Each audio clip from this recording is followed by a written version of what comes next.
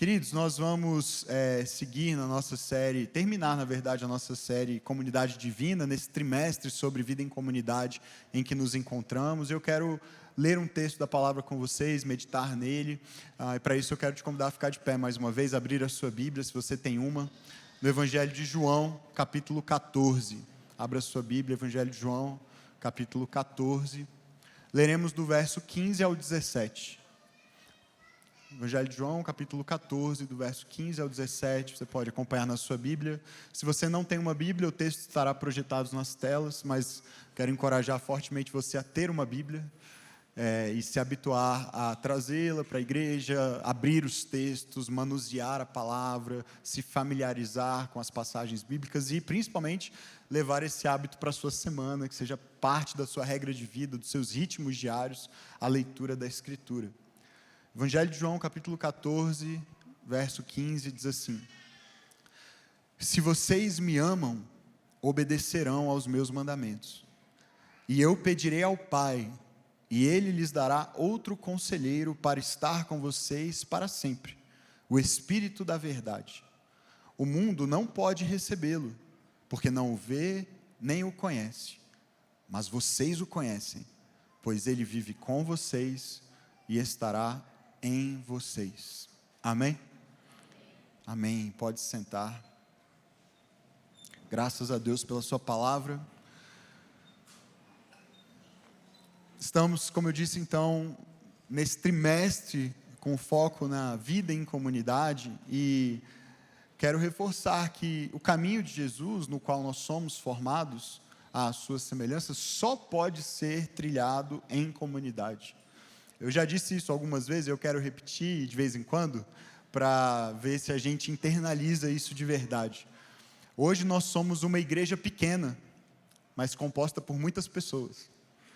E por que eu gosto de dizer isso? Nós somos uma igreja pequena com muitas pessoas. É porque nós realmente acreditamos que esse caminho de Jesus e essa jornada de formação espiritual só será efetiva de verdade se ela for trilhada em grupos pequenos, nos quais nós nos integramos e cultivamos relacionamentos duradouros e profundos. Então, essa reunião grande de muitas pessoas que acontece aqui aos domingos, não é o coração da vida da nossa igreja. O coração da vida da nossa igreja acontece nas casas, nas reuniões das nossas comunidades, desses grupos menores, pessoas com as quais nós compartilhamos de forma íntima e profunda a nossa vida, a nossa caminhada com Jesus. É por isso que a gente enfatiza tanto a importância de que você viva em comunidade, para que você, mesmo numa igreja de muitas pessoas, tenha a experiência desse ambiente menor de acolhimento, de participação, de compartilhamento de vida. E, portanto, além da trilha 1, a partir do mês de maio, nós temos a trilha 2 acontecendo também, a partir do dia 5. Para você que já é membro da nossa igreja, você encontra o link de inscrição no grupo de WhatsApp dos membros. E a trilha 2 é o caminho para a formação de novas comunidades na nossa igreja. Não faz sentido ser membro dessa igreja e não viver em comunidade. Não é possível crescer na semelhança de Jesus sem isso. Nesse mês de abril, então, nós nos dedicamos a pensar na comunidade divina, entendendo de que maneira Pai, Filho e Espírito Santo se relacionam como essa comunidade de amor eterno, da qual se origina a comunidade dos filhos e filhas de Deus, dos discípulos de Jesus, a qual nós pertencemos. A nossa vida em comunidade, nos relacionamentos horizontais que cultivamos aqui entre nós, decorre dessa realidade da comunidade divina e precisa se espelhar nela para aprender a acontecer numa dinâmica também de amor, do amor do próprio Deus fluindo para nós. Nós conversamos nos domingos anteriores sobre cada uma dessas pessoas da Trindade. Começamos no domingo de Páscoa falando do Filho, depois falamos do Pai, e no domingo passado da pessoa do Espírito Santo. E nós aprendemos que eles se amam desde sempre e para sempre. E é um tipo de amor que os torna tão próximos, tão conectados, tão ligados entre si, que nós podemos afirmar com segurança de que cremos somente em um Deus. Um Deus em três pessoas. Como Agostinho disse, cada um está em cada um, e todos estão em cada um, e cada um está em todos, e todos são um. Bem fácil de entender, né? Tão simples, mas é esse mistério da Trindade. Cada um em cada um, todos em cada um em todos, todos são um só Deus. 3 pessoas, um Deus.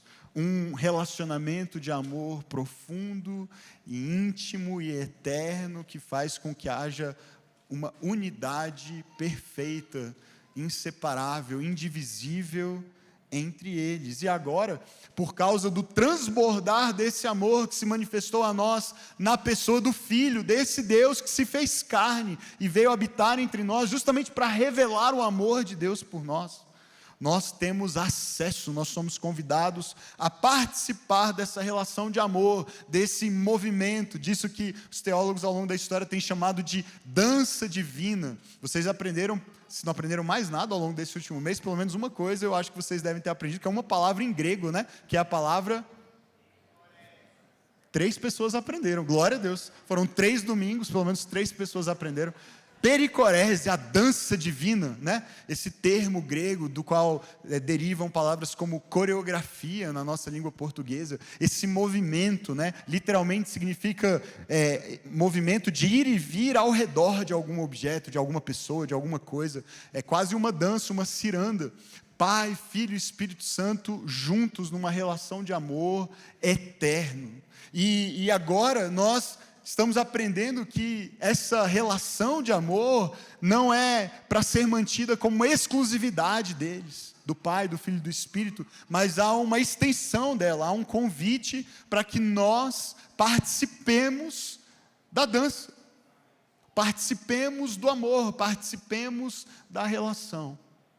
E portanto, para concluir esse primeiro mês, hoje eu quero concluir essa reflexão sobre a comunidade divina, pensando de forma mais específica ainda sobre que dança é essa e que convite é esse para dançar. O convite para dançar que a comunidade divina faz para mim e para você, o convite para amar e ser amado, o convite para participar dessa relação de amor.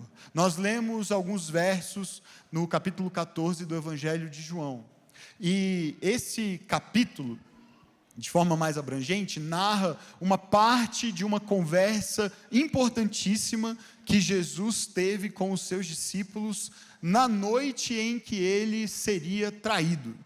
Então, na noite que nós conhecemos como a noite da última ceia, aquela noite ali de quinta-feira, a quinta-feira que antecedeu a sua crucificação, Jesus tem uma longa conversa com os seus discípulos. É uma conversa permeada de oração, é uma conversa permeada de amor, é uma conversa em que Jesus compartilha de forma íntima e profunda, mais do que qualquer outra coisa, da sua relação com o Pai.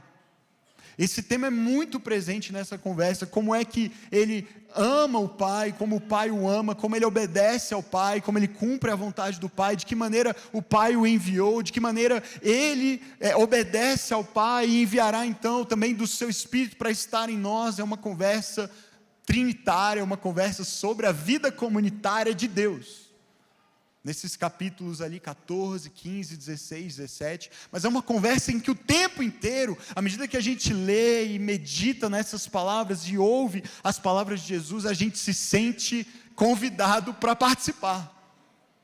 O tempo inteiro é Jesus falando da relação dele com o Pai, dele com o Espírito, mas deles conosco, de como ele, Deus, esse Deus em 3, ele nos convida a participar do seu amor, do amor que eles têm entre si. Se você vai lendo, e eu te convido a fazer esse exercício, leia depois em casa com calma, o capítulo 13, o capítulo 14, 15, 16, 17 do Evangelho de João, medite nesses capítulos, você vai perceber que é como se uma mão fosse estendida, repetidamente nos convidando, nos chamando para participar de um relacionamento, de um fluxo de amor, nos convidando para entrar nessa dança. Ao mesmo tempo, é impossível ler esses capítulos e não reparar na enorme dificuldade que os discípulos tiveram para entender isso. Eles não estavam conseguindo capturar a profundidade do convite, a magnitude, o verdadeiro significado do que é que Jesus estava oferecendo a eles. E isso fica evidente porque são capítulos marcados por uma série de perguntas que eles fazem. E todas elas são perguntas que, em alguma medida, dizem respeito ao mesmo tema. A esse tema principal que é objeto da conversa de Jesus com eles. A relação de Jesus com o Pai, a relação de Jesus com o Espírito e a relação do Pai, do Filho e do Espírito conosco. Então os discípulos não estão entendendo.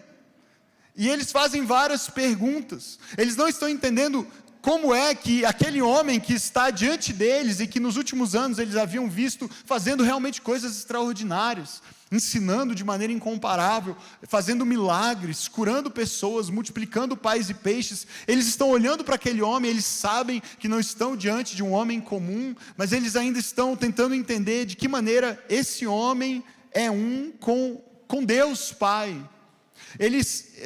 Parece que Jesus está falando aqui de uma realidade tão maravilhosa e extraordinária, e que se chocava com a realidade experimentada por eles, não por ser distante simplesmente, mas por ser talvez próxima demais, por ser real demais.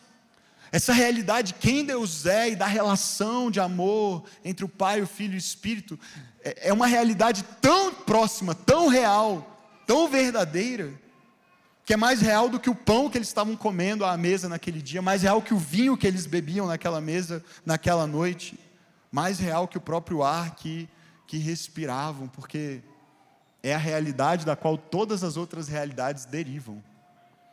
A própria existência de Deus, quem Deus é, sua natureza. Jesus está falando dessas coisas e eles não estão entendendo. É real demais. Então nós vemos, por exemplo, a primeira pergunta que aparece ali no capítulo 13, que vem do que geralmente é o que fala primeiro mesmo, é Pedro. E no capítulo 13, no verso 36, ele pergunta: Senhor, para onde vais? Porque Jesus está falando: olha, eu estou indo para um lugar que nesse momento agora vocês não têm como ir comigo. E aí Pedro não entende e ele pergunta: mas Senhor, como assim? Você vai para onde? Eu quero ir também. E aí Jesus responde, ele não fica satisfeito, e no verso seguinte ele pergunta mais uma vez: Senhor, mas por que eu não posso te seguir agora? Percebe que há uma incompreensão de Pedro acerca do que Jesus está falando. Ele está falando da sua morte iminente, ele está falando da sua glorificação, da sua paixão, da sua ressurreição, da sua glorificação. Ele iria para o Pai, voltaria ao Pai, e Pedro não está entendendo. Ele quer ir com Jesus e ele quer ir agora. A gente passa ao capítulo seguinte, o capítulo 14, e aí vem uma sucessão de perguntas de diferentes discípulos. Primeiro Tomé, no verso 5, ele diz assim: Senhor, não sabemos para onde vais, como então podemos saber o caminho? Porque respondendo a Pedro, Jesus tinha dito: olha, vocês sabem o caminho para onde eu vou, mas não é agora que vocês vão me acompanhar. E aí Tomé diz: não, a gente não sabe que caminho é esse, a gente não sabe que caminho é esse, como é que a gente vai te seguir então depois? Como é que a gente vai te encontrar? No verso 8 é a vez de Filipe fazer a pergunta. Na verdade não é bem uma pergunta, mas é uma fala, um pedido que revela uma completa incompreensão do que está acontecendo, dessa relação entre o Pai e o Filho, que é o tema do assunto, da conversa de Jesus. A fala de Filipe no verso 8 é: Senhor, mostra-nos o Pai, e isso nos basta. Jesus está falando que vai para o Pai, vai voltar para o Pai, que tem um caminho para o Pai, e Filipe diz: não, mostra Ele para a gente, e está resolvido. A gente quer ver o Pai. A gente achava que a sua missão aqui era nos mostrar quem é o Pai, e a sequência do texto mostra a decepção de Jesus com essa fala, porque Jesus diz: Filipe, há tanto tempo eu estou com vocês, e até agora vocês não entenderam que quem me vê o Pai. Nós somos um só. Então, olhando para mim, você conhece o Pai, Filipe. Eles não estavam entendendo. Verso 22, mais uma pergunta agora. Judas, não o Iscariotes, o outro: Senhor, mas por que te revelarás a nós e não ao mundo? Jesus estava falando que o mundo não o conheceu, não o recebeu, e que ele estava se revelando ali aos seus discípulos, e aí na sequência do texto ele vai deixar claro que seria por meio do Espírito que viria, e seria derramado sobre eles que o mundo viria a crer, por meio do testemunho desses primeiros seguidores. Também isso a relação do Pai com o Filho, com o Espírito, o papel do Espírito quando viesse e fosse derramado sobre os discípulos, também isso eles não tinham entendido ainda. Então, depois de mais uma série de ensinamentos de Jesus acerca dessa relação com o Pai e também conosco, por meio do Espírito, incluindo o capítulo 15, que nós conhecemos bem como aquele capítulo em que Jesus cria uma analogia para descrever essa relação e esse permanecer, essa habitação nossa dele em nós. Ele fala do Pai como agricultor, dele próprio Jesus como a videira, né? A videira, a gente passou o mês inteiro de dezembro numa série chamada Permanecer, falando sobre isso. Nós como os ramos dessa videira, que só podem produzir frutos se permanecerem nele, e ele permanecer em nós. Então, ele fala dessa relação, e ele descreve, e cria essa metáfora, essa imagem da videira, para nos ajudar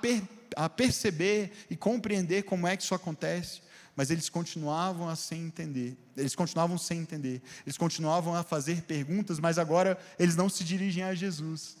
O texto vai dizer na sequência que eles perguntavam entre si, um para o outro. Eles desistiram de perguntar para Jesus, eles viram que não estavam entendendo nada, e que as respostas de Jesus aparentemente não estavam ajudando muito. Então eles começam a se fazer várias perguntas, e chega um ponto então no capítulo 16, no verso 5, em que Jesus diz assim: agora que vou para aquele que me enviou, nenhum de vocês me pergunta, para onde vais? Eles perguntaram várias vezes, né? Mas chegou um ponto que eles desistiram de perguntar. Então agora vocês não me perguntam mais, para onde você vai? E aí a conclusão de Jesus do porquê, verso 6. Porque falei estas coisas, o coração de vocês encheu-se de tristeza. Queridos, isso é muito interessante. Jesus está falando da realidade da alegria plena, da realidade do único amor perfeito e eterno que há, e da realidade de que nós somos convidados a participar desse amor e dessa alegria. E a reação dos discípulos é ter um coração cheio de quê? Tristeza. O coração deles se entristeceu depois de fazerem várias perguntas e não entenderem nada das respostas. Eles continuavam sem entender de que maneira aquele homem podia ter sido enviado por Deus e ser Deus ao mesmo tempo.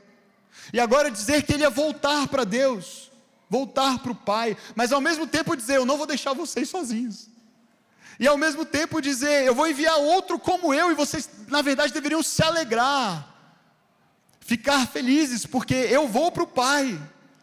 E eu não vou deixar vocês sozinhos, mas eu vou enviar um conselheiro, um consolador, o Espírito da verdade, alguém como eu, e ele não estará somente com vocês, como eu agora fisicamente estou com vocês, ele estará em vocês. E isso deveria gerar alegria no coração de vocês. Mas a verdade é que tudo era tão confuso e misterioso para eles.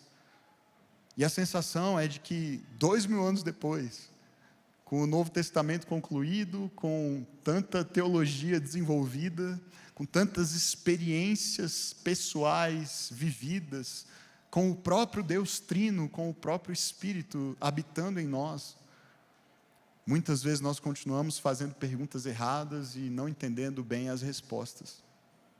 A sensação que eu tenho, queridos, é na minha própria vida, mas olhando para as nossas dinâmicas comunitárias também, é que é como se de vez em quando a gente até quisesse dançar, mas a gente quisesse escolher o ritmo, o estilo, o tempo da música. É como se tivesse uma valsa tocando e a gente quisesse dançar um hip hop aqui do lado, sabe? Eu vou fazer o meu próprio ritmo, eu vou dançar do meu próprio jeito, a própria música que eu mesmo escolhi para mim, no meu tempo, sem me alinhar e me submeter ao ritmo e ao tempo da música que está sendo tocada, me convidando para dançar.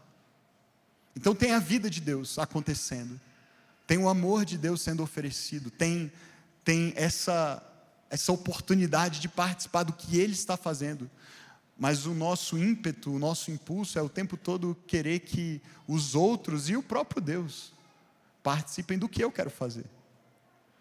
Eu estou dando a minha própria festa aqui, eu estou botando a minha própria música, eu estou compondo do meu próprio jeito. E eu espero que os outros se submetam a mim, que o próprio Deus venha dançar comigo, quando na verdade o convite é para que eu dance com Ele. Faz sentido isso?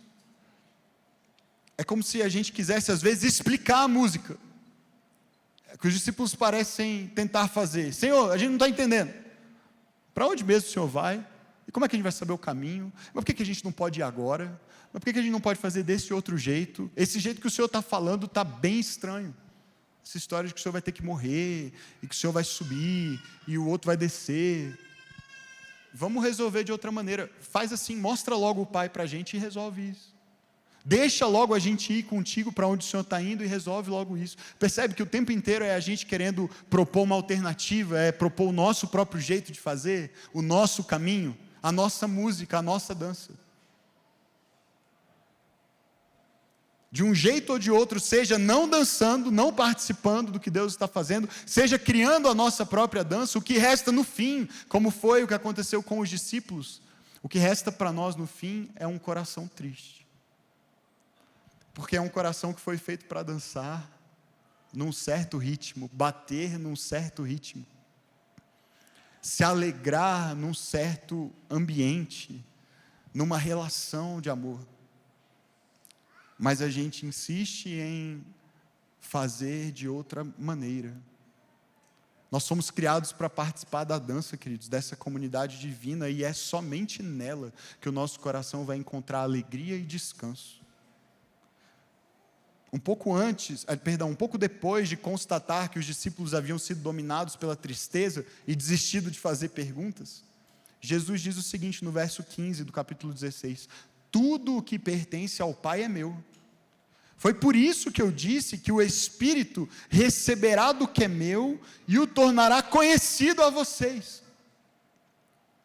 Olha só o que ele está dizendo. Lembre-se, para pessoas que estão assim: mas por que a gente não pode ir agora? Por que a gente não pode fazer desse outro jeito? Por que você não mostra logo o Pai para a gente? Ele está dizendo: tudo que é do Pai é meu. Todos os planos, todas as promessas, o caráter, a virtude, o amor, a bondade, tudo que é do Pai é meu. E a gente já fez um plano. Desde a eternidade, Deus já tinha um plano, um caminho estabelecido.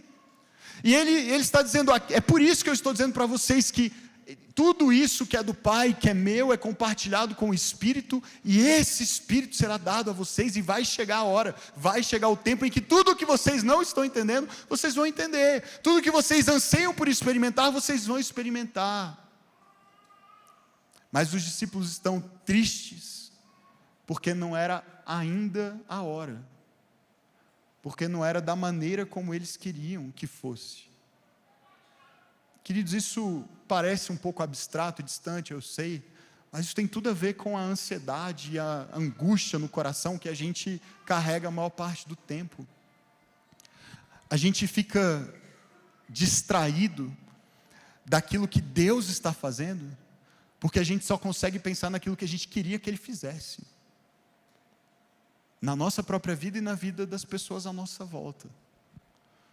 E aí Deus está fazendo uma obra linda no coração de um filho, mas o outro filho está passando por uma fase mais difícil, e a gente se frustra porque Deus ainda não completou a obra na vida desse outro filho, e a gente ignora o que Ele está fazendo na vida da outra criança. A gente quer a salvação do cônjuge, e a gente se angustia e sofre por causa disso, e é claro que isso vai gerar um nível de angústia e de sofrimento, mas a gente fica ansioso, e muitas vezes tentando assumir o controle do processo. O que eu tenho que fazer, como que eu posso fazer, que tipo de estratégia eu posso utilizar, e a gente perde de vista que Deus está fazendo algo na vida de um irmão, de uma irmã, e te convidando o tempo inteiro para participar. E Ele não esqueceu do seu cônjuge, Ele não ignora a necessidade dele, e sua também. Mas às vezes a gente quer que Deus dance no nosso ritmo. A gente quer que Ele atue e opere naquilo que nós escolhemos como prioridade para aqui, para agora. E Ele está o tempo inteiro convidando, se você abrir os olhos, se você permitir que o Espírito deixe você conhecer a minha vontade, os meus planos para você, você vai poder se alegrar, mesmo em meio a circunstâncias ainda não resolvidas. Aqueles discípulos teriam de esperar, e isso gerou tristeza no coração deles. Ao mesmo tempo, a afirmação de Jesus, olha, o Espírito tornará tudo isso conhecido a vocês, gera tanta segurança, não é mesmo? Ao mesmo tempo que remove de nós toda expectativa e ilusão por controle, de controle. Eles teriam de esperar pelo Espírito, teriam de confiar na promessa de que Ele seria derramado, de que uma vez habitados e capacitados por esse Espírito, o que antes não fazia sentido passaria a fazer. O amor do Pai pelo Filho, do Filho pelo Pai, estaria finalmente neles. Não um amor humano, não um amor imaturo e precipitado, como era, por exemplo, o de Pedro. Pedro, nesse momento em que não está entendendo o que vai acontecer, o que está prestes a acontecer, o que Jesus estava fazendo e propondo, Pedro tem um ímpeto, um rompante, mais um, que parece ser motivado por amor. Quando Jesus diz assim, Pedro, Satanás vai peneirar sua alma, mas eu orei por você. Pedro praticamente despreza a oração de Jesus. Ele praticamente diz que Jesus perdeu tempo orando por ele, porque ele diz assim, Senhor, eu estou pronto para morrer no teu lugar. E você sabe qual foi a resposta de Jesus para ele? Morrer por mim? Nessa mesma noite, você vai me negar 3 vezes. Você consegue perceber o descompasso? A falta de sincronia nos movimentos? Jesus estava dançando uma coisa, Pedro estava dançando outra completamente diferente. Parece amor, parece genuíno, parece sincero, só não é divino. Assim como o nosso amor, muitas vezes que se manifesta em preocupação, ansiedade, pressa, precipitação, parece amor, mas talvez não seja divino. Talvez não seja o fluxo de amor da Trindade. Porque Jesus não está nem um pouco ansioso, e quem vai morrer, por sinal, é Ele. Quem vai ser traído, negado, abandonado, cuspido, humilhado e crucificado e morto, é Ele. Mas todos os outros é que estão ansiosos, você percebe? Todos os outros querem respostas e explicações e estão tentando dar um jeito para resolver. O único que não está tentando achar jeito para resolver nada é quem? É o que vai sofrer tudo aquilo. Percebe como o amor de Deus funciona, queridos, num ritmo completamente diferente do nosso? É outra realidade, é mais real, muito mais real, do que as nossas ilusões de que, se a gente se organizar bem direitinho, e se a gente se mobilizar, e se a gente tiver a estratégia, e a estrutura, e os processos certos, a gente pode fazer a coisa acontecer e dar certo.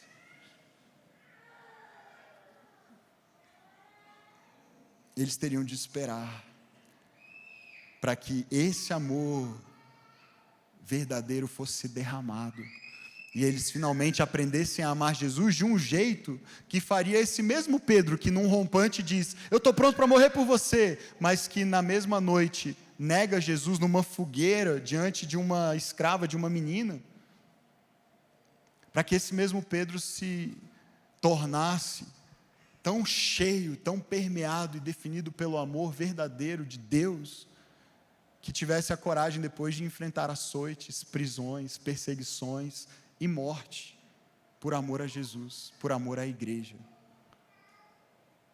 Foi por meio do testemunho de Pedro e desses discípulos que não estavam entendendo nada e que estavam dançando em outro ritmo, mas uma vez capacitados, cheios do Espírito Santo, o testemunho deles chegou a nós, queridos, se tornou a resposta da oração de Jesus naquela mesma noite, quando Jesus orou ao Pai dizendo, eu oro não somente por estes, mas por aqueles que virão a crer por meio deles. Somos nós, amém? Chegou em nós, em Brasília, em mais de 2000 anos depois, esse amor foi derramado sobre nós, por meio do testemunho de homens imperfeitos como estes, mas repletos do amor do Espírito, do amor de Deus, que os moveu na direção do outro, do testemunho, da pregação, da missão, da propagação do Evangelho, até que todos creiam, até que todos ouçam, até que todos sejam convidados para dançar. É por meio do Espírito, portanto, que os discípulos de Jesus entram na dança. O Espírito vem e estende o convite a nós, nos chama para dançar, derrama do amor do Pai pelo Filho, do Filho pelo Pai, para que nós aprendamos a amar como Ele. E esse fluxo de amor perfeito, portanto, é o Espírito, o elo perfeito, como vimos na semana passada, a presença fiel de Deus no meio da nossa comunidade, da nossa vida comunitária. E Ele nos permite compartilhar desse amor. Então, queridos, a partir desse texto, dessas reflexões, dessa conversa de Jesus com seus discípulos, e principalmente do texto que lemos no início, ali do verso 15 ao 17, eu queria compartilhar com vocês rapidamente 3 características que eu vejo aqui, 3 marcas de uma comunidade que participa da dança, de uma comunidade que abre mão de fazer essas perguntas todas, não porque não tem dúvidas, mas porque entende que quem escolhe o ritmo e o tempo e o estilo da música é o Senhor. E é uma comunidade, então, que aceita esse convite e participa da dança. Ela tem 3 características. A primeira delas é uma comunidade que obedece a Jesus. Uma comunidade que obedece a Jesus. Vocês repararam que eu acabei de terminar a introdução da mensagem, né? Isso é muito preocupante. Mas Deus está no controle, a gente vai no ritmo dele, né? Uma comunidade que obedece a Jesus. Vamos voltar lá no texto? João capítulo 14, verso 15. A primeira coisa que Jesus diz aqui é: se vocês me amam, obedecerão aos meus mandamentos. Há uma relação direta e provavelmente mais direta do que a gente gosta de admitir entre amor e obediência. E se você é pai, mãe, você experimenta isso num nível muito especial, especialmente com filhos pequenos em casa. Mas é uma relação perfeita porque vem de um pai perfeito, não imperfeito como nós somos, um amor perfeito, não imperfeito como o nosso, e que convida então a uma obediência alegre, uma obediência humilde, uma obediência marcada por confiança e descanso no caráter desse Pai, no caráter desse Deus, no caráter desse Jesus que diz: se vocês realmente me amam, a maneira como vocês vão melhor, mais bem desfrutar desse amor, é me obedecendo, é confiando nas minhas palavras a ponto de depositar toda a sua vida nelas e viver de acordo com elas. Nós vivemos numa cultura que rejeita a noção de obediência, que promove uma autoexpressão, um individualismo expressivo. Passamos 3 meses falando sobre isso, sobre como a nossa cultura, essa cultura do self moderno, é marcada por um estímulo a que o próprio indivíduo se descubra, construa sua própria personalidade, sua própria individualidade e expresse a sua identidade livremente. Mas a verdade, queridos, é que para além desse ambiente cultural em que estamos inseridos, todos nós, por causa da queda, do pecado, fomos profundamente marcados por um coração que é inclinado também para rejeitar a obediência, para seguir seus próprios desejos e suas próprias vontades. E é por isso que submissão à vontade de um outro é algo que nós tendemos a rejeitar quase sempre. Mas a verdade é que quando nós cremos em Jesus e o recebemos na nossa vida, o Espírito começa a promover uma mudança em nós, uma mudança de natureza, e agora há em nós um coração inclinado, não mais para desobediência, mas para obediência também. Ainda há uma luta, ainda há uma guerra, ainda há natureza caída, pecaminosa em nós, mas há uma nova natureza também que deseja fazer a vontade de Deus. Há um anseio por obedecer, por mais difícil que seja. Por mais que ainda haja muito da nossa própria vontade dentro de nós, e a jornada de formação espiritual em comunidade é que nos conduz a uma obediência cada vez maior aos mandamentos de Jesus, à sua vontade, e a essa obediência, como eu descrevi antes, alegre, uma obediência alegre à vontade de Deus. Por quê, queridos? Porque nós o amamos agora. Porque o amor de Deus foi derramado nos nossos corações, e agora, por amarmos a Deus, nós confiamos em Deus, confiamos no seu caráter, confiamos que tudo aquilo que Ele nos chama a fazer é o melhor para nós, e então nós obedecemos, percebe? Nós abrimos mão do nosso jeito, de dançar a nossa própria música, de fazer do nosso jeito, para viver a vontade dEle, porque ela é boa, ela é melhor do que a nossa. Porque Ele nos ama infinitamente mais do que nós somos capazes sequer de imaginar. E há uma incoerência, portanto, enorme quando afirmamos amar a Deus, mas não nos dispomos a obedecer a sua palavra, seguir os seus mandamentos. Obedecer envolve fazer coisas que antes não fazíamos, envolve deixar de fazer coisas que fazíamos. Obedecer envolve mudar nossa maneira de pensar, envolve deixar de pensar em algumas coisas, envolve relacionamentos, e essencialmente relacionamentos. Não é um processo simples, fácil, nem rápido. Na verdade é uma obra difícil, lenta e da qual não temos nenhum controle. É a obra do Espírito de nos dar um novo coração, um coração que alegremente se submete. A verdade é que de vez em quando a gente até se submete, mas se submeter com alegria, difícil, né? Como ainda tem uma distância no meu próprio coração para chegar nisso. Mas, queridos, quando nós trilhamos juntos esse caminho, em comunidade, nós temos várias oportunidades de praticar isso todos os dias e crescer juntos. Na verdade, quase todos os mandamentos que Jesus nos chama a obedecer têm a ver com o meu próximo.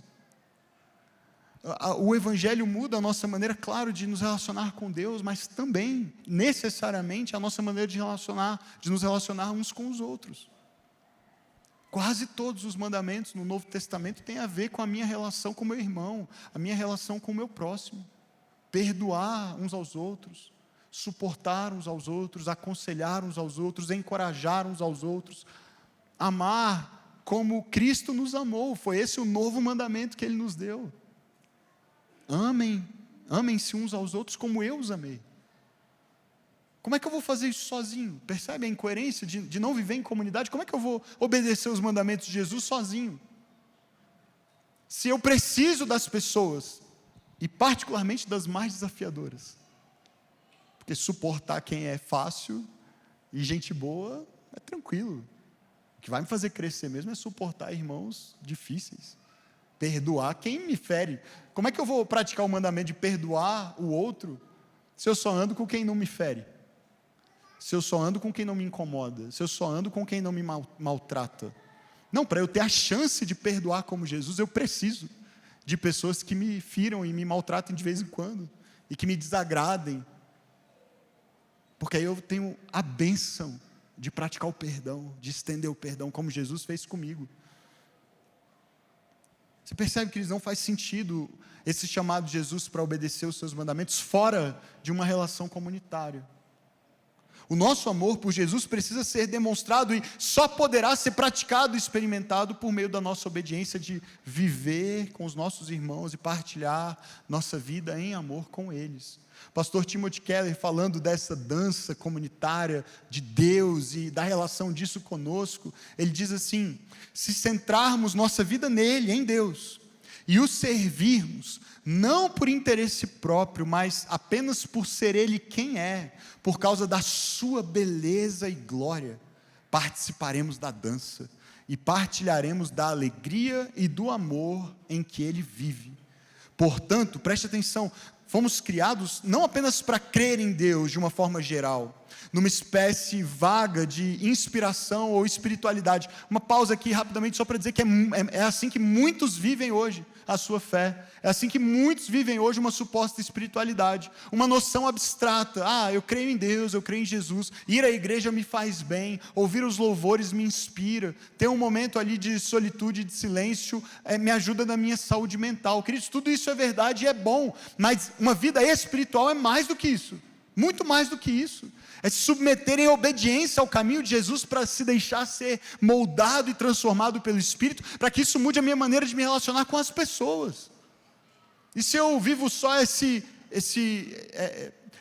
bem-estar pessoal, um autocuidado, e eu transformo a espiritualidade nisso, eu não entendi nada do chamado de Jesus para morrer para mim mesmo, tomar a minha cruz e segui-lo. É para o outro, é em favor do meu irmão, é em benefício do mundo que eu sigo a Cristo. Então veja o que ele vai dizer na sequência: fomos feitos para centrar nossa vida nele, para ter como finalidade e paixão da nossa vida conhecê-lo, servi-lo, usufruí-lo e nos assemelhar a ele.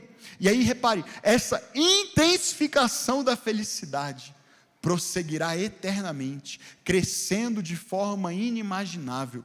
Deus não nos criou para obter a felicidade infinita e cósmica do amor mútuo e da glorificação, esse amor de Deus, essa alegria de Deus, mas para partilhá-la, porque nós somos feitos para participar da dança.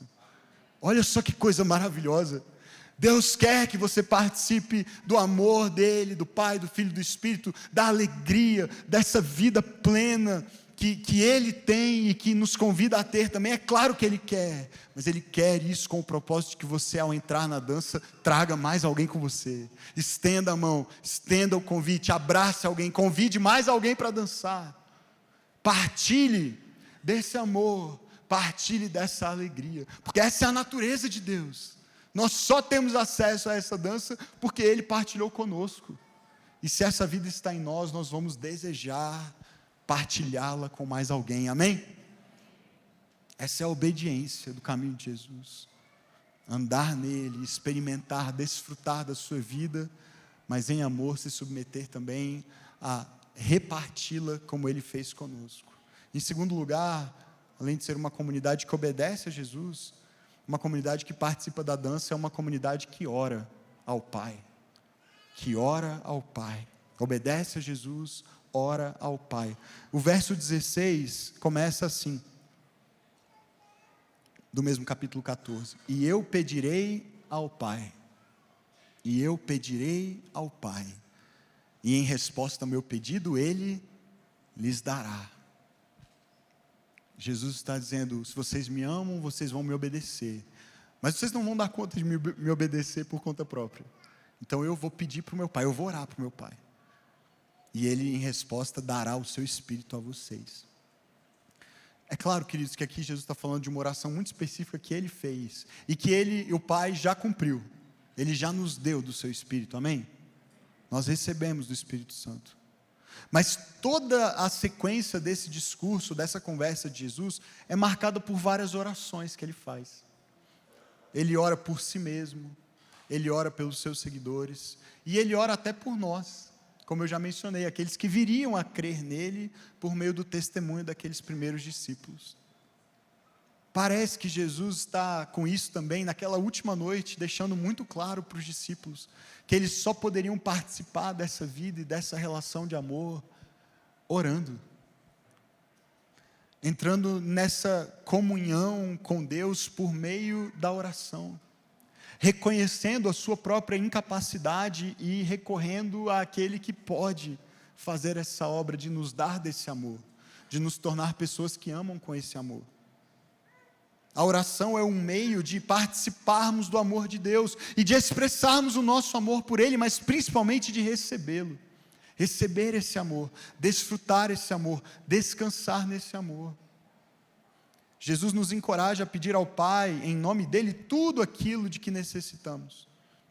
Nesse mesmo contexto, nessa mesma noite, Ele disse: peçam em meu nome e o Pai vai dar. E qual é a nossa maior necessidade, queridos, se não participarmos do seu amor, não é mesmo?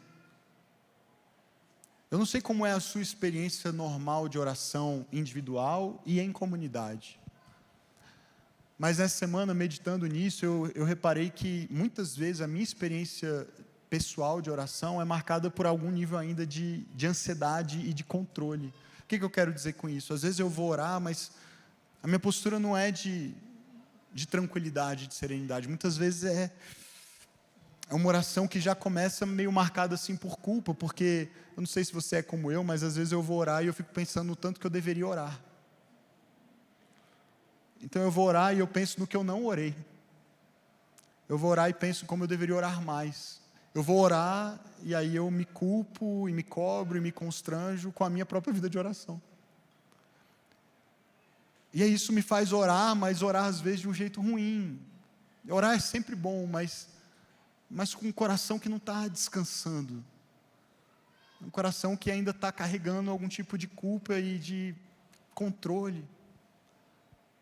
E não é que de vez em quando a gente não tenha que levar essa culpa, é claro que devemos sempre levar essa culpa em oração diante de Deus para sermos perdoados e libertos dela. Mas essa não deveria ser a marca principal da nossa vida de oração.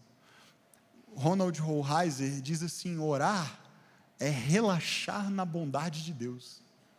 Isso está tão distante, que eu preciso confessar isso para você, tão distante da minha experiência comum de oração. De vez em quando eu experimento, pela graça de Deus. Mas está distante de ser o meu padrão na oração. E é claro, queridos, tem orações que são intercessórias, de petição, a gente está clamando porque pede pela cura de alguém, por uma situação de injustiça, e a gente está clamando e lutando ali em oração com Deus. Isso é um tipo de oração, mas não é o único tipo de oração. E quando a gente está falando de participar desse amor da Trindade, há um outro tipo de oração que eu suspeito que muitos de nós nunca nem experimentamos, que é esse relaxamento. Eu estou na presença do Deus que me ama, e eu posso ser quem eu sou, sem medo, sem máscaras, e eu posso relaxar na sua bondade. Relaxar na sua bondade. Por muito tempo eu me culpei de dormir no meio da oração. Você já fez isso? Não precisa levantar a mão, porque eu acho que 90% do auditório vai levantar a mão. Mas aquela última oração, antes de dormir, e aí já deitado, começa a orar, e aí dorme, pega no sono. Aí no outro dia fala o amém, acorda falando amém, assim. Já fiz isso, literalmente. Acordei e falei amém. Aí eu descobri que eu tinha dormido, Por muito tempo isso gerou culpa em mim. Até que alguém um dia falou: você já parou para pensar que não tem jeito melhor de dormir do que falando com Deus? Quase que literalmente nos braços do Pai, Aí eu parei de me culpar. Não é meu único momento de oração no dia, porque não é muito efetivo. Mas é um bom jeito de ir dormir, relaxando na bondade de Deus. Muito melhor do que dormir assistindo Netflix. Muito melhor do que dormir no celular ali, o celular caindo. Muita gente dorme assim agora, acorda, porque o celular caiu no olho, no nariz. Porque a gente dorme assim às vezes. Orar é relaxar na bondade de Deus. E aí, queridos, imagina o potencial disso quando a gente faz isso juntos, quando a gente ora juntos. O meu irmão angustiado, o outro enfermo, alguém desempregado, uma situação difícil emocional, pessoal. E aí a gente ora buscando encorajar um ao outro a relaxar na bondade de Deus. Confiar na bondade de Deus, descansar na bondade de Deus. Coisa que talvez sozinho, por causa da angústia do coração, aquele irmão não consiga fazer. Mas em comunidade é possível. Nos encorajarmos mutuamente nesse sentido. Quando nós oramos juntos, não só uns pelos outros, mas uns com os outros. Nós estamos abrindo espaço para experimentar um pouco mais daquelas dimensões que falamos domingo passado: altura, largura, comprimento, profundidade do amor de Deus. Estamos abrindo espaço.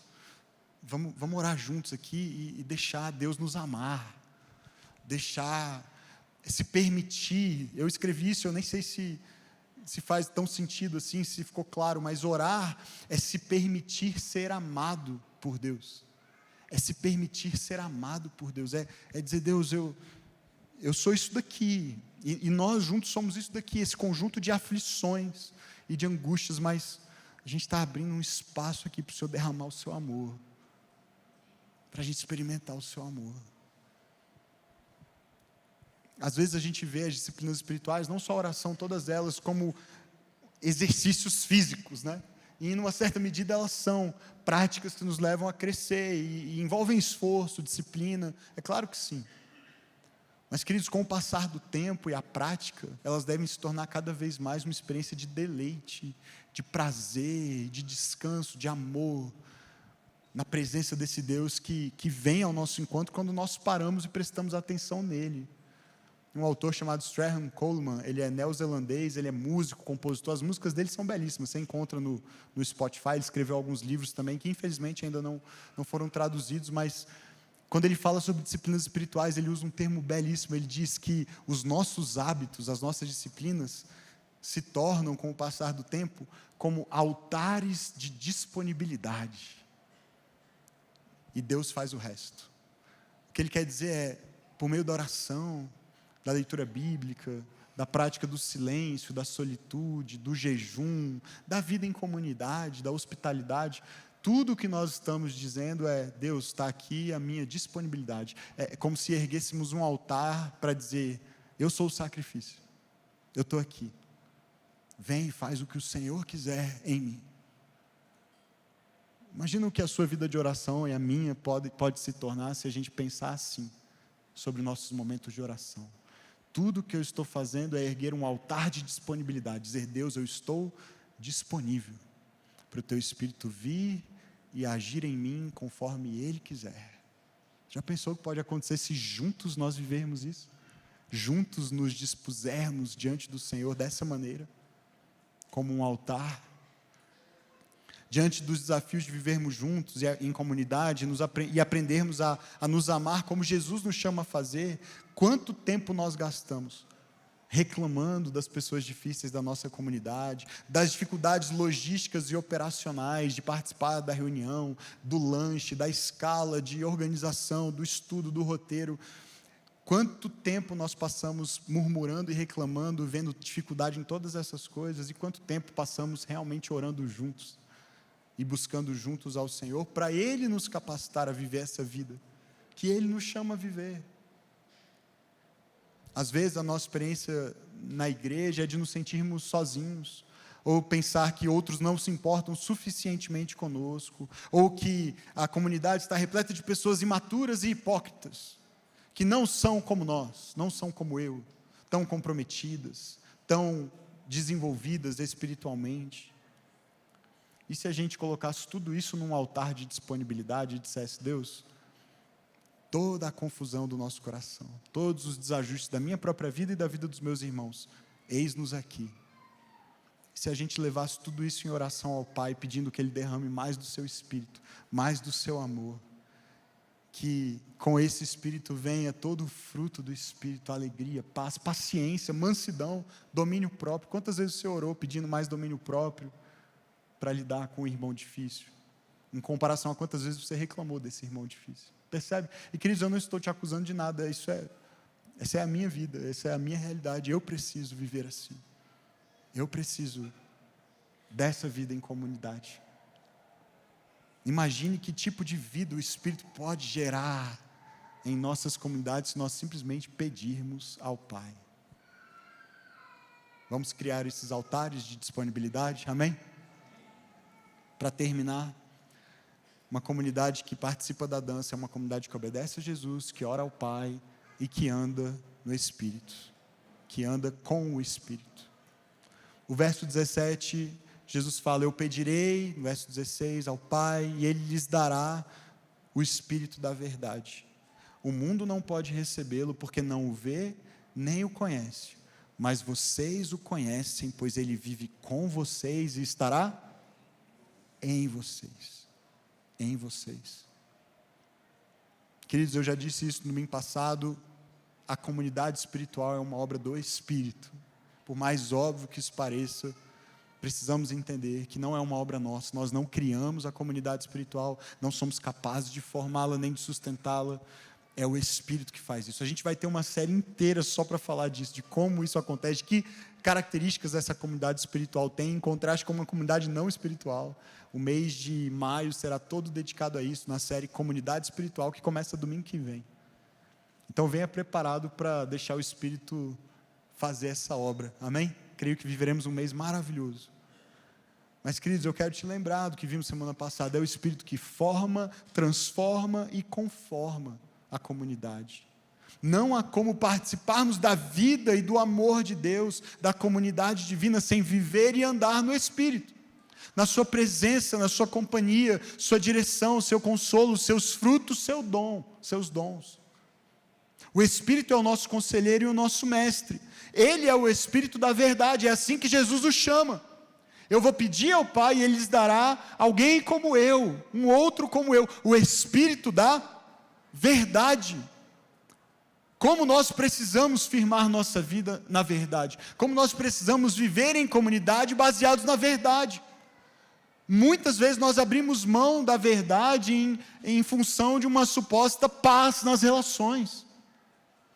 E então nós toleramos e somos coniventes, muitas vezes com os pecados até uns dos outros. E não falamos a verdade quando alguém machuca e fere, não somos vulneráveis. Precisamos que a verdade que forma a comunidade sustente também essa comunidade em direção à transformação. Precisamos ser uma comunidade moldada pela verdade. Ele é o Espírito da verdade. Uma comunidade que anda no Espírito está firmada nessa verdade acerca de quem somos, de quem Deus é, e será sempre um ambiente onde as pessoas serão orientadas a firmar suas vidas na verdade de Deus. Paulo, escrevendo aos Efésios, no capítulo 4, verso 15, diz: antes, seguindo a verdade em amor, cresçamos em tudo naquele que é o cabeça, Cristo. Seguindo a verdade em amor. E isso é muito importante, queridos. Jesus afirma que, uma vez derramado, seu Espírito estaria em nós, habitando o coração de todo aquele que é nascido de novo, nascido de Deus, nascido do Espírito. Significa que esse Espírito da verdade habita em nós. Não há como andar no Espírito sem andar na verdade do Espírito, e sem nos amarmos suficientemente a ponto de compartilharmos dessa verdade uns com os outros, daquilo que é verdadeiramente bom, aquilo que é verdadeiramente agradável ao Senhor. Nós precisamos disso. Agora preste atenção: seguir a verdade em amor, falar a verdade em amor. A gente não foi chamado para ser simplesmente um proclamador, um arauto da verdade, sem cuidar da maneira como essa verdade é transmitida, proclamada e expressada. Nós precisamos que o amor, e é o assunto desse mês, o assunto da semana passada e de hoje, o amor de Deus, e como nós participamos desse amor. Esse amor é que vai orientar a maneira como nós vamos falar a verdade, buscar a verdade, viver a verdade uns com os outros. Muitas vezes as feridas que acontecem na comunidade têm a ver com a falta da verdade, mas muitas vezes tem a ver com a presença da verdade e a falta do amor. Então a gente quer que as pessoas sejam convencidas da nossa opinião, que a gente julga ser verdadeira. Mas falta amor para conversar, para ouvir, para acolher, para dialogar, para respeitar até a discordância. Nós precisamos andar, seguir a verdade em amor. É o Espírito da verdade, é esse Espírito que está conosco. E esse Espírito, Jesus disse, ele estará com vocês e em vocês. Nós podemos desfrutar não somente do fato de que ele é o Espírito da verdade, mas de que ele é o nosso companheiro, o nosso consolador, o nosso encorajador. E, queridos, isso muda totalmente a nossa dinâmica comunitária, quando a gente confia que o Espírito que está em mim é o Espírito que está no meu irmão também. Nós teremos o conflito ainda, o conflito não será eliminado, não há como evitá-lo sempre, porque nós somos pessoas que volta e meia vão discordar, vão falhar, vão pecar, vão se exceder. O conflito ainda acontecerá, mas quando nós temos a consciência dessa presença do Espírito, nós juntos podemos ser reconciliados, porque o mesmo Espírito que habita no meu irmão habita em mim. E o Espírito sempre nos conduz a Cristo de volta. E nos conduz, portanto, à unidade, à reconciliação. Quando Paulo lá em Gálatas 5 fala do fruto do Espírito e das obras da carne, ele conclui no verso 25 dizendo: se vivemos no Espírito, andemos também no Espírito. Em contraposição a isso, ele diz: as obras da carne provocam divisão e elas precisam ser mortificadas na nossa vida. Precisamos fazer morrer as obras da carne. Tudo aquilo que tem a ver com discussão, divisão, intriga, fofoca, maledicência, raiva, ira, tudo isso que promove divisão e separação na comunidade, a gente precisa fazer morrer e deixar que o fruto do Espírito seja produzido, porque o fruto do Espírito gera unidade na vida comunitária, na vida da igreja. Ele está escrevendo isso não só para indivíduos isoladamente, mas para uma igreja. Lembre-se disso, para uma comunidade. Então, amor, alegria, paz, paciência, mansidão, fidelidade, bondade, todo o fruto do Espírito não é só para que você viva melhor, para que você sirva melhor, ame melhor, desfrute melhor das relações, e os seus irmãos a mesma coisa com você, percebe? Precisamos lembrar então desse chamado para andar no Espírito, ao oferecermos nossos corpos como sacrifícios vivos, santos e agradáveis a Deus, estamos juntos recorrendo ao Espírito para nos transformar, para formar Cristo em nós, para nos levar a agir como Jesus, com o nosso próximo, nossos irmãos e irmãs, principalmente nos momentos mais desafiadores, naqueles em que somos ofendidos, contrariados, talvez até humilhados, desprezados. Quando percebemos que a outra pessoa está sendo falsa, está mentindo. Todas essas são oportunidades de agir como Jesus, ao invés de reagir na carne. Oportunidade de deixar o fluxo do amor de Deus, do próprio Espírito de Deus, promover humildade, equilíbrio e amor numa relação que tinha tudo para se quebrar e terminar, mas que pode experimentar reconciliação. E não é essa, queridos, no fim das contas, a nossa vocação? Não é esse o nosso chamado? O apóstolo Paulo diz que nos foi dado o ministério da reconciliação. Como é que a gente pode se conformar em ver relações quebradas? Claro que muitas vezes a gente não tem muita alternativa quando a outra pessoa não quer permanecer na relação. A palavra de Deus diz que no que for possível e depender de nós, nós devemos viver em paz com todas as pessoas. Mas eu suspeito que muitas vezes nós desistimos cedo demais. Desistimos cedo demais. No primeiro conflito, no primeiro desgaste, na primeira dificuldade, na primeira ofensa, no primeiro constrangimento, nós nos afastamos, nós descartamos pessoas, nós desistimos de participar da dança. Você quer dançar desse jeito, nesse ritmo? Estou fora. Eu só danço se for do meu jeito. É parecido com o que Jesus disse certa vez para os fariseus. Certa vez ele se voltou para os fariseus e falou: vocês precisam se decidir. Porque João Batista veio jejuando, ele não comia, ele não bebia, e vocês falavam que ele tinha demônio. Aí agora eu vim, o Filho do Homem veio comendo e bebendo, e aí vocês falam que eu sou glutão e beberrão. Vocês precisam decidir o que vocês querem, nada está bom para vocês. E aí ele fala: vocês são como crianças que alguém tocou flauta, cantou, dançou, tocou os instrumentos, mas elas não dançaram, não quiseram brincar, não quiseram participar. Tem um convite para dançar e muitas vezes nós estamos rejeitando. Só se for do nosso jeito, nos nossos termos. Queridos, a vida em comunidade não acontece nos nossos termos. Somos nós que precisamos nos submeter a ela. Somos nós que precisamos nos submeter à obra do Espírito. O que o Espírito está fazendo na igreja? O que ele está chamando a igreja? O que você está ouvindo aqui todo domingo? Qual é o convite que está sendo estendido? Qual é a música que está tocando?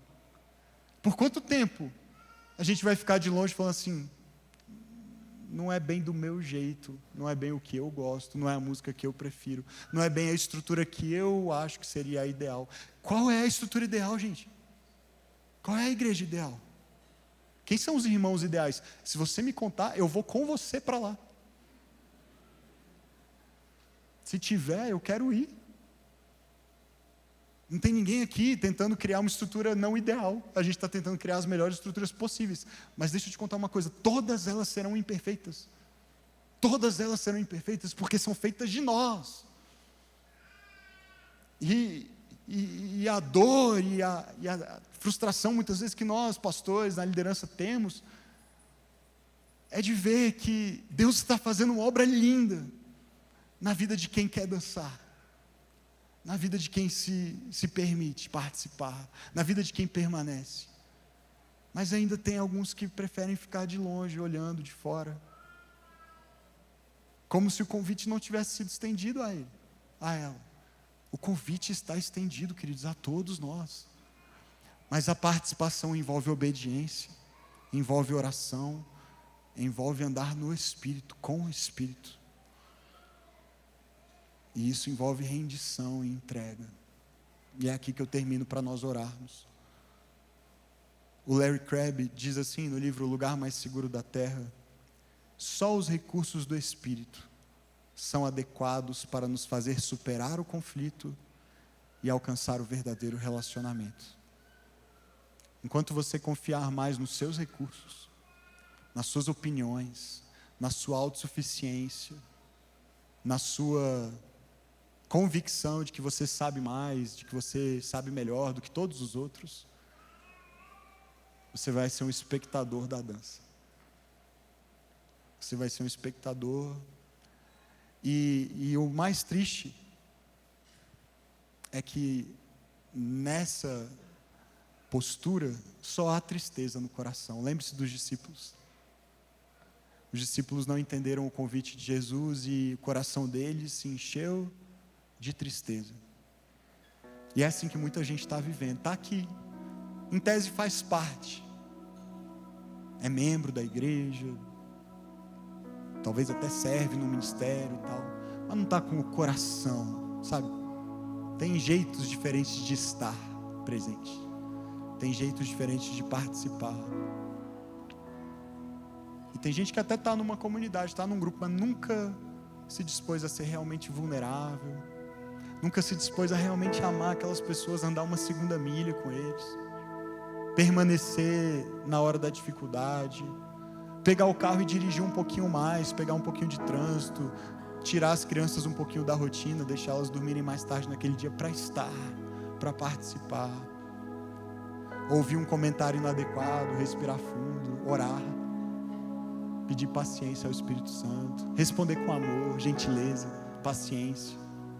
Quantos de nós estamos perdendo a oportunidade de deixar a obra do Espírito acontecer e formar em nós esse povo de amor, esse povo onde esse fluxo do amor de Deus pode correr com mais liberdade e poder,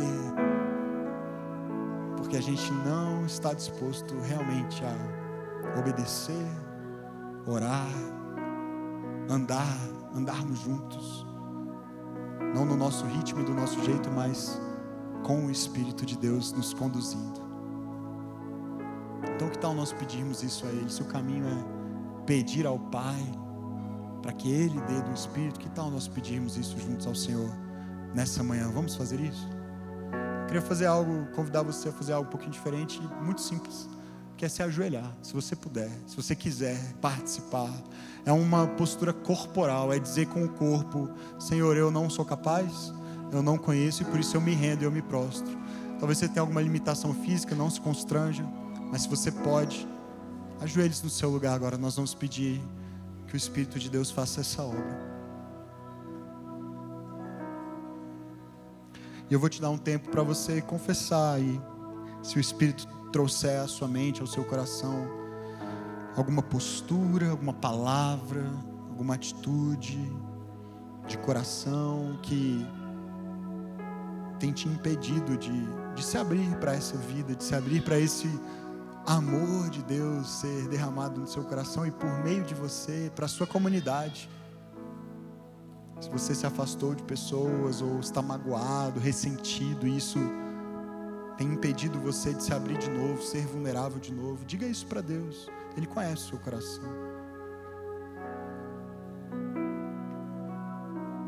Eu sei que há muitas pessoas que já foram feridas em comunidade. Você está diante do seu Pai Celestial que te ama e é quem pode te curar, te restaurar. Peça isso a Ele também.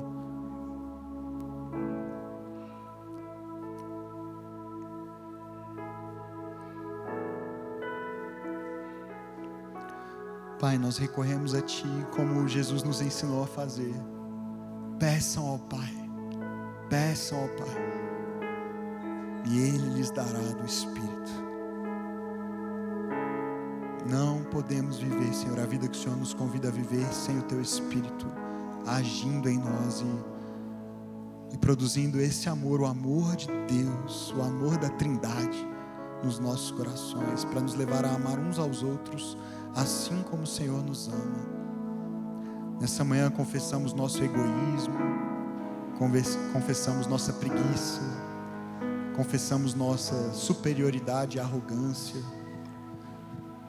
nossa autossuficiência, confessamos, Senhor, nossos preconceitos, julgamentos, inseguranças.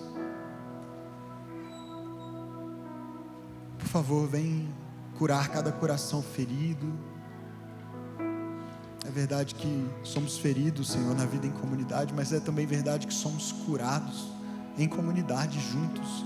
Teu Espírito vai operando por meio do amor e da mansidão e da paciência, da escuta, do compartilhar da vida, da mesa, do partir do pão. Teu Espírito vai restaurando, vai trazendo esperança outra vez. Então, Senhor, naqueles corações fechados, endurecidos, opera essa obra de cura e de restauração. Nos ensina, Senhor, a viver assim, como um povo que se ama, um povo que se entrega, um povo que serve, um povo que caminha com pessoas imperfeitas, como todos nós somos, mas com a alegria do Teu Espírito, de saber que estamos crescendo, ainda que bem devagar, crescendo em semelhança com Jesus, crescendo na direção da Tua boa, agradável e perfeita vontade para nós. Enche o nosso coração dessa esperança viva, Deus, que nos leve a perseverar, a permanecer, quando ficar difícil, quando for inconveniente, quando for desconfortável. Ensina-nos a diminuir o ritmo das outras coisas para prestar atenção no Senhor, na dança, no convite para dançar. Não queremos ficar de fora, queremos participar do Teu amor, Jesus, porque foi para isso que o Senhor se entregou na cruz, para nos estender a mão e nos convidar a participar desse amor que tira a tristeza do coração e enche de alegria, a alegria da Tua presença. Nada se compara a ela.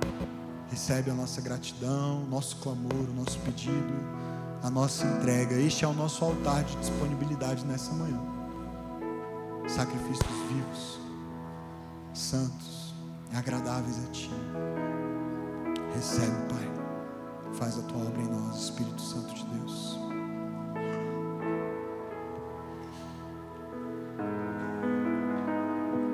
Você pode se colocar de pé.